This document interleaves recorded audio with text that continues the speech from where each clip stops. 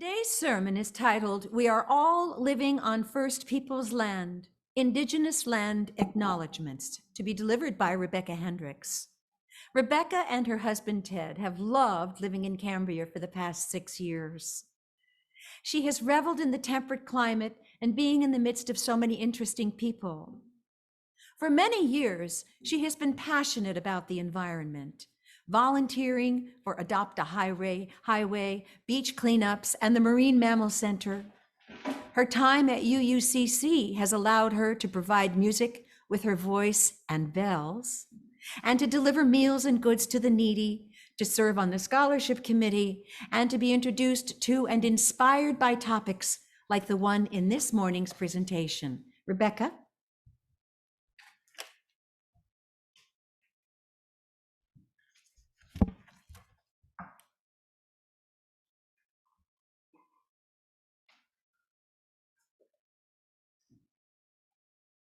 Good morning. I would like to say that I have long experience and deep expertise on this topic, but I can't. This exploration was prompted by Andy Fagan, suggesting an acknowledgement in our own Sunday services starting last September 2021.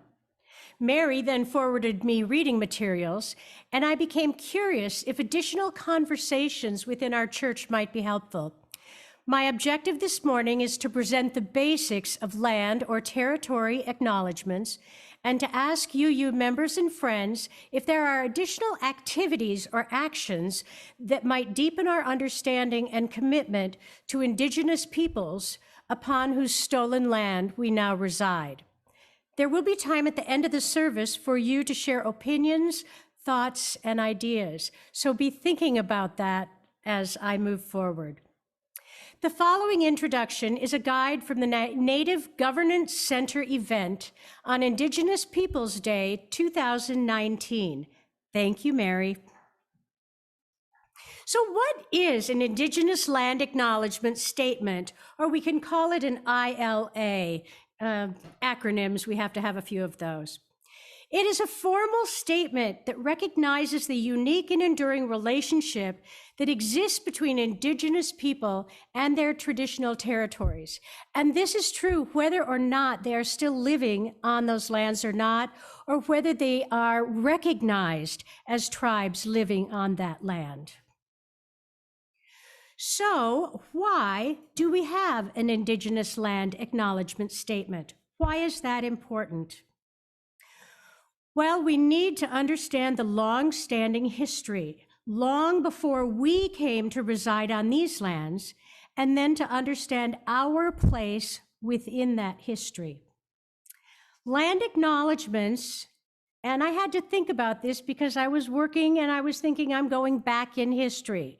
And of course, land acknowledgements do not exist only in a past tense or a historical context. Colonialism is a current ongoing process, and we need to intentionally build our mindfulness of our present participation in that process. The following is a poem by the acclaimed Joy Harjo of the Muscogee Nation. She is the incumbent United States Poet Laureate, and she is the first Native American to hold that honor. The poem is An American Sunrise. We were running out of breath as we ran out to meet ourselves. We were surfacing the edge of our ancestors' fights and ready to strike. It was difficult to lose days in the Indian bar if you were straight. Easy if you played pool and drank to remember to forget. We made plans to be professional, and did. And some of us could sing, so we drummed a firelit pathway up to those starry stars. Sin was invented by the Christians, as was the devil, we sang. We were the heathens, but needed to be saved from them. Thin chance. We knew we were all related in this story. A little gin will clarify the dark and make us all feel like dancing. We had something to do with the origins of blues and jazz, I argued with a Pueblo as I filled the jukebox with dimes in June. 40 years later, and we still want justice. We are still America. We know the rumors of our demise. We spit them out. They die soon. So if we have an ILA, or an Indigenous Land Acknowledgement, in our church, what do we do? Even before we have an acknowledgement, we should start with self-reflection. Why are we writing and having an ILA be part of our organization, our Sunday routine, our daily thought process? Are we hoping to inspire others to take action to support Indigenous communities? Is it being delivered because everyone else is doing it? Is it politically correct, woke, I guess we could say in today's terminology? Is it out of guilt? I already know that the UU Worship Committee felt that this was an appropriate service inclusion in keeping with the UU principles. And my goal today is only to have you think about if there's something beyond that. And we'll talk more about that. So what is our end goal? What do we hope listeners will do after hearing the land acknowledgement on a Sunday morning? I will be personally extremely interested in any comments or suggestions that you might have at the end of the service. When will we have the largest impact? Timing, audience? We already share this during our service, and we have possible opportunities beyond our Sunday gatherings. So what do we need to do? We need to do your homework, do our homework. We need to make sure we understand thoroughly, as much as we can, about the Indigenous people to whom the land belongs. When I mentioned our land acknowledgement to several people last fall, I heard that the tribe continuously living in Cambria, or having been continuously connected with the land of Cambria, might be the Selenans rather than the Chumash, which I typically hear about. I then attended a retired teachers, California teachers event at Rios Caledonia Adobe in San Miguel, which displays the Salinan land extending down past Morro Bay, almost and sometimes in maps including Avila Beach, knowing that when you get to Pismo, or Pismu, as it was known many hundreds of years ago, now you're entering Chumash land on the coast. And if you haven't been to the Rios Caledonia Adobe in San Miguel, maybe you've been to the mission, but Marge Sewell and I passed right by the mission and turned into the Adobe last September. Free pizza and soda from the retired California teachers. I have great friends. And we had a most marvelous lecture, a tour. The library is open on Fridays. And over their years of working with California Adobes in that association, they have had longtime volunteers that have done exceptional studies on the Indians and the indigenous tribes that have been located all over, but especially on the Central Coast. So I don't think I put that on a list, but a field trip over there would be something I would very much enjoy doing again. It was too short, but the pizza was good. Always. I never meet a pizza I don't like. I have since found, so that my curiosity is piqued. Where are the Chumash? Where are the Selenians? Where's Cambria in all of this? I went to a number of different sources. I brought a couple books today and found additional maps showing the Selenans living locally. Here are 4 maps from 4 different sources. I know they'll be a little small. If anyone would like them, I'd be happy to email them to you. But they are in the slides. They're similar in that we see, and I'll do this before we we see that most maps on the coast, these Selenans start around Big Sur and move south. And they move south at least to Morro Bay, which includes Cambria on all the maps as their ancestral historic land. And then sometimes it goes all the way up to Salinas. So you'll notice it covers the Soledad Mission, the Mission San Antonio, the San Miguel Mission, and then also the San Luis Obispo Mission. With going further south, the Chumash main mission is Santa Ynez outside of Solvang. And here you'll see these are the modern Ragged Point all the way down to Morro Bay. And then really internal land, not coastal land, being east of Santa Maria. So quite far south from us here. Let's take a look at the next one.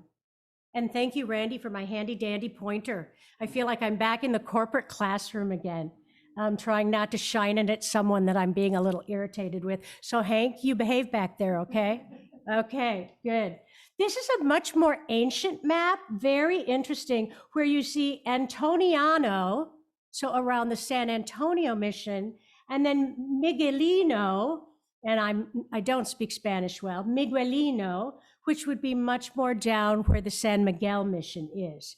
You see a lot of villages up to the north, and then obviously Big Sur coming down with the names of the villages, and then going again down almost, past Morro Bay to the south.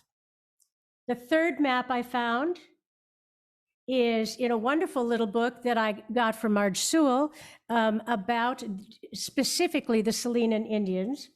And again, here we have Big Sur all the way down. So very similar, including Paso Robles, including in Tascadero, with San Luis Obispo on this map being outside of Salinan land. But you can see that it goes inland quite far south.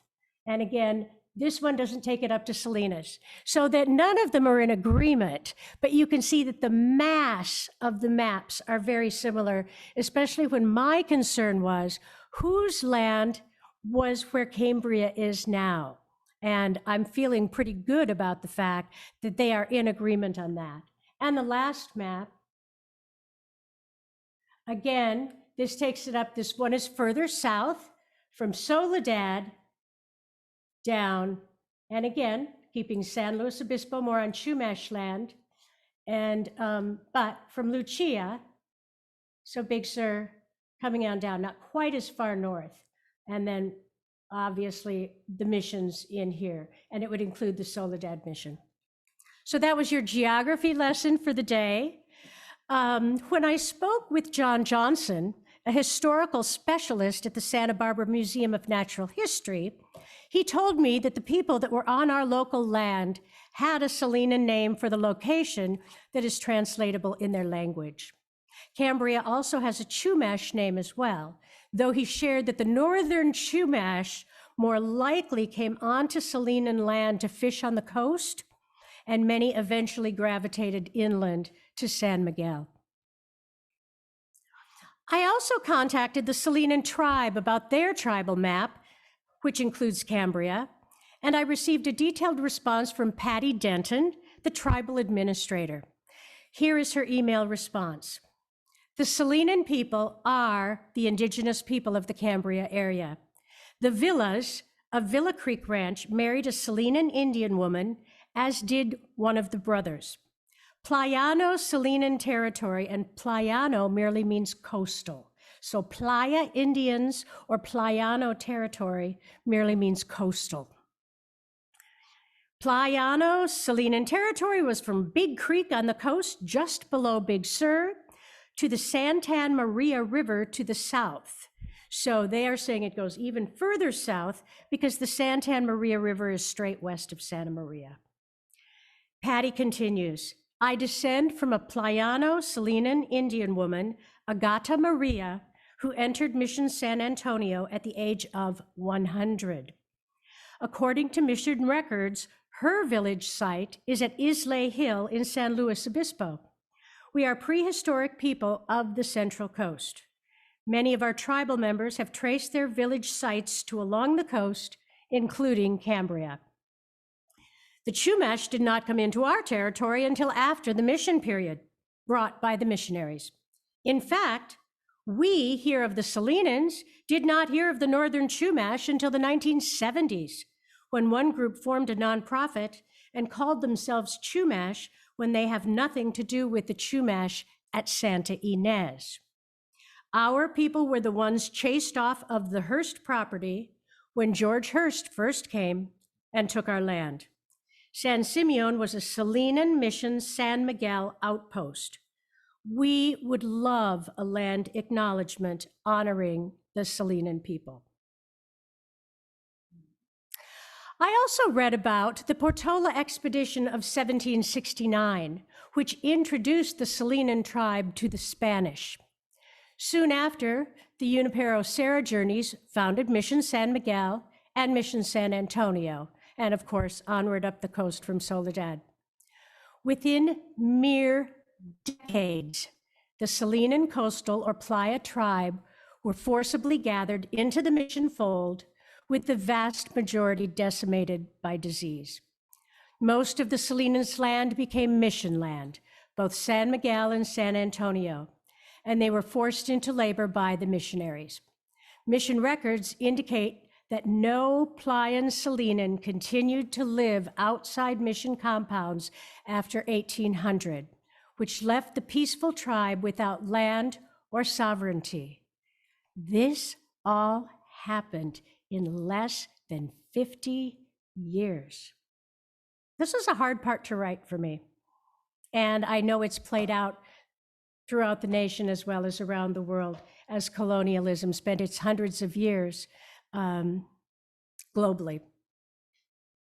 Locally, the Salinans were pushed off their property throughout the 19th and 20th centuries. One family lost their land in court to the Mar Land and Cattle Company in the 1930s. The Salinan tribe historically had extensive villages throughout San Luis Obispo and Monterey counties, and is believed to have existed on these lands for more than 10,000 years. So to me, it seems very clear that we reside on historical Salinan land. I now realize why so many parties in documentation do not always include the Salinan tribe, as they are not recognized by the federal government, and the creators of Mission San Miguel took their land and forced the Salinans to serve them.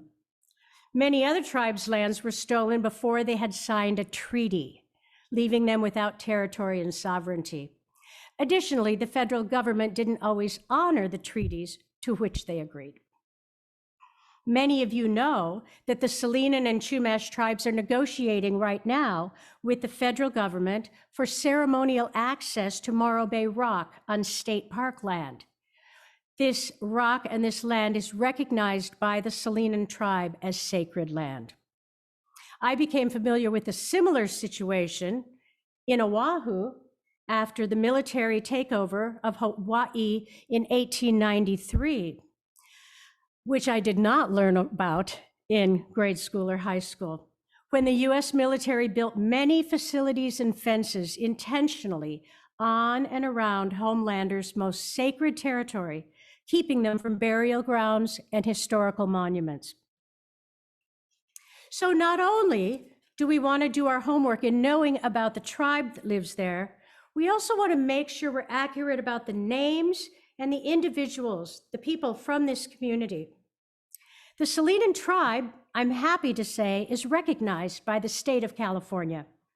And the state includes the tribe's names on the California State Indian Seal on the steps of the Capitol in Sacramento.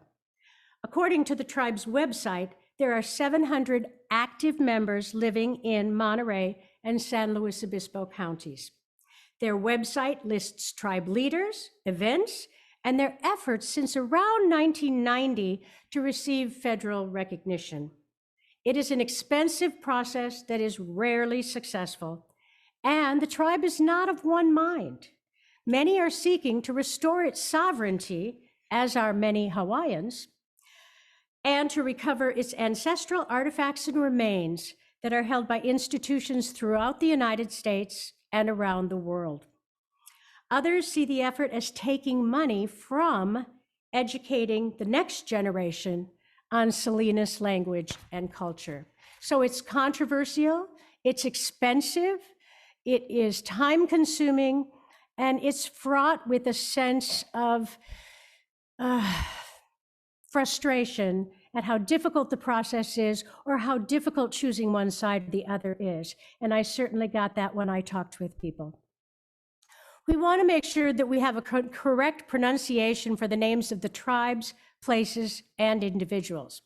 I had heard the tribal name pronounced Selenian, and I have since learned the proper pronunciation is Selenan, which makes our UU acknowledgement that much more accurate. As we look at Indigenous land acknowledgement, we have to use appropriate language. The guide that I looked at said, don't sugarcoat the past. And as we know, we're dealing with that enough of any other American history these days throughout the United States. Use terms like genocide, ethnic cleansing, stolen land, and forced removal to reflect actions taken by colonizers.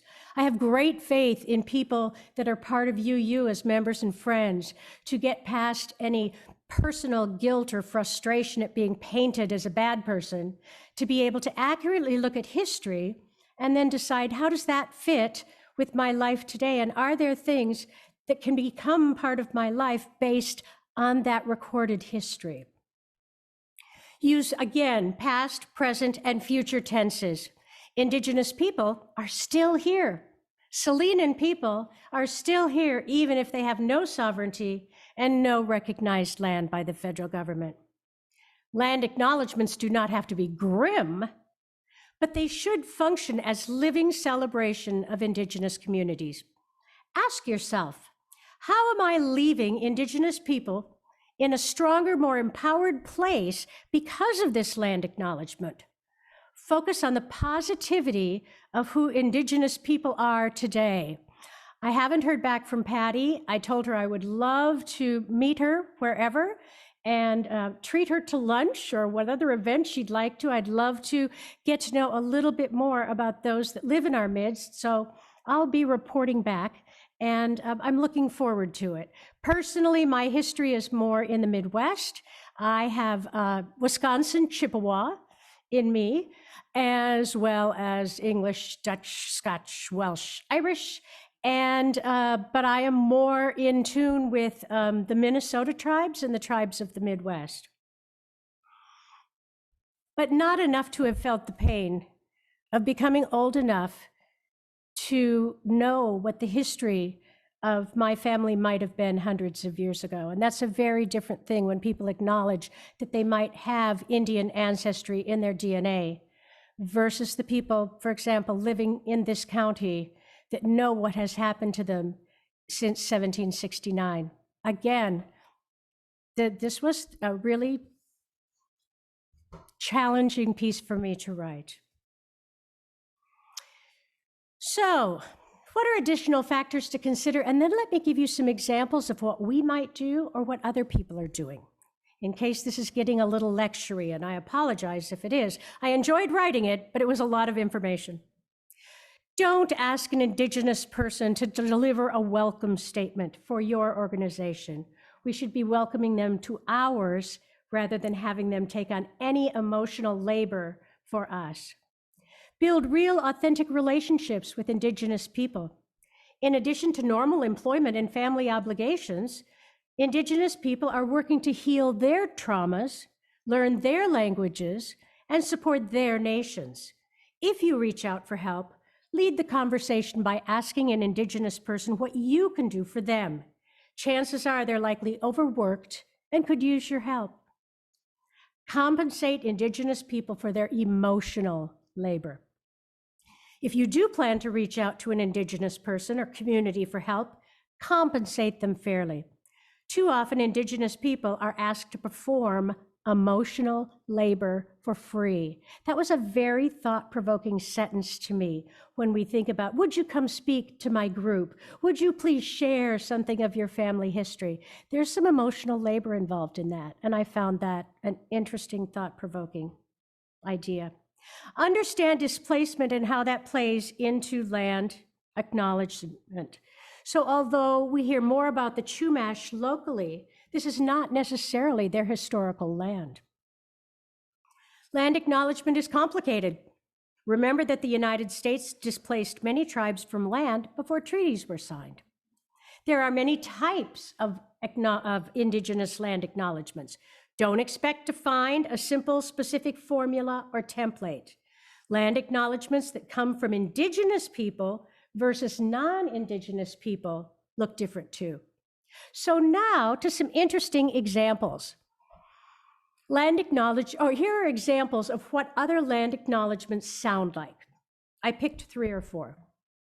This is from the land acknowledgement of our community birth center. We meet on the unceded land stolen from Kalapuya, Siuslaw, Cow Creek Umpqua, and Yakala peoples. I ask you to join me in acknowledging these communities, their elders, both past and present, as well as future generations. I ask that we also acknowledge that our culture was founded upon exclusions and erasures of many indigenous peoples, including those on whose land our birth center will be located. This acknowledgement is to demonstrate a commitment to beginning the process of working to dismantle the ongoing legacies of settler colonialism. This is from the Denver City Council land acknowledgement. The Denver City Council honors and acknowledges that the land on which we reside is the traditional territory of the Ute, Cheyenne, and Arapaho peoples. We also recognize the 48 contemporary tribal nations that are historically tied to the lands that make up the state of Colorado. We honor elders past, present, and future, and those who have stewarded this land throughout generations. We also recognize that government, academic, and cultural institutions were founded upon and continue to enact exclusions and erasures of indigenous peoples. May this acknowledgement demonstrate as a commitment to working to dismantle ongoing legacies of oppression and inequities and recognize the current and future contributions of indigenous communities in Denver. The Montreal Daily's editorial board. We would like to acknowledge the fact that our office is built on unceded land. We are on the traditional territory of the Kanien'kehá:ka, people of the Flint, also known as Mohawk.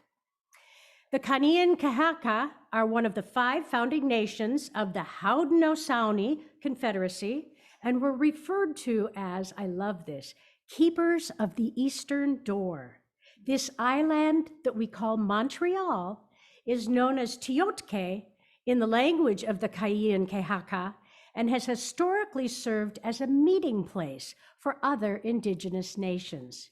What that is reminiscent to me is my favorite national monument in the United States is on the very boring border between Minnesota and South Dakota, not that far north of Iowa.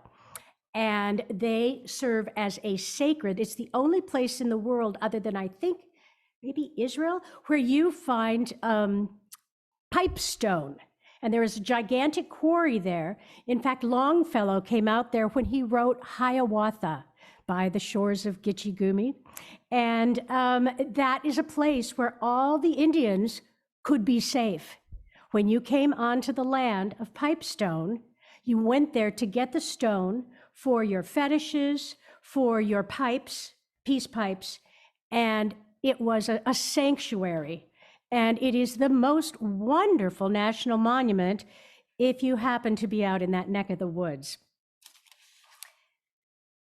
The last example I have is from Midwestern University. Especially as a university which has been so resistant to acknowledging the land it is built on, we at Midwestern University recognize that by being silent, we are just as complicit in the ongoing oppression of Indigenous peoples. Alongside other groups on campus, we make this acknowledgement in the first step in fulfilling our responsibility to critically look at colonial histories and their present-day implications as we pay respect to the keepers of the land and the land itself. Several months ago, Jan Kallner also told me that when she had gone to, I believe, a concert or an event over at Cal Poly, that they read their land acknowledgement, and there are several others from student groups. ASI Cal Poly is a group that takes students on trips around California, and they're student-led. And they have a lovely acknowledgement along with a map of California with tribes on it. So before we finish up, let's talk about how we could take action. We can do anything we want beyond having a land acknowledgement on Sunday mornings. We do a lot of other things with our time and effort. So I'll be interested to hear after I've finished if there are any ideas that you have that might be doable to take us one more step past where we have already begun. Land acknowledgement is a good starting place. The land acknowledgement was never meant to end there. It is an introduction. Anyone can acknowledge whose land you're on and weave in what that means to the specific event or programming you're conducting. This acknowledgement calls on all of us to end Indigenous erasure and engage with Native people in meaningful ways. Ask yourself, how do I plan to take action to support Indigenous communities? Here are some examples. Support Indigenous organization by donating your time and/or money. Shop at Indigenous stores. There is a market in Morro Bay. I hope it'll reopen when COVID is more under control. It's closed. It's been closed for several years, but I look forward to visiting it. It's also important that we note when an effort or a product shows up as cultural appropriation. A perfect example that this woman cited was Indian dream catchers that are made in China and sold in airports, right? To quote Shannon Laing, Director of Native Health and Wellness, an Indigenous land acknowledgement can also be cultural appropriation if it is not focused on our understanding of the longstanding history that has brought you to reside on the land and to seek to understand your place within history. That's our challenge. Buy and read books and poetry by Indigenous peoples. The internet is a treasure trove for discovering work by First Peoples and other Indigenous people and groups around the world. I had not heard the name of Jo Harjo. For heaven's sakes, she's the United States Poet Laureate. Had you heard of her? Because and I'm not as much into poetry, and it still behooves me. Just like we look at Black history and Black writings and other disenfranchised groups, Indigenous peoples all over the world. I've probably read more Aboriginal, having an exchange sister in Australia who's a poet.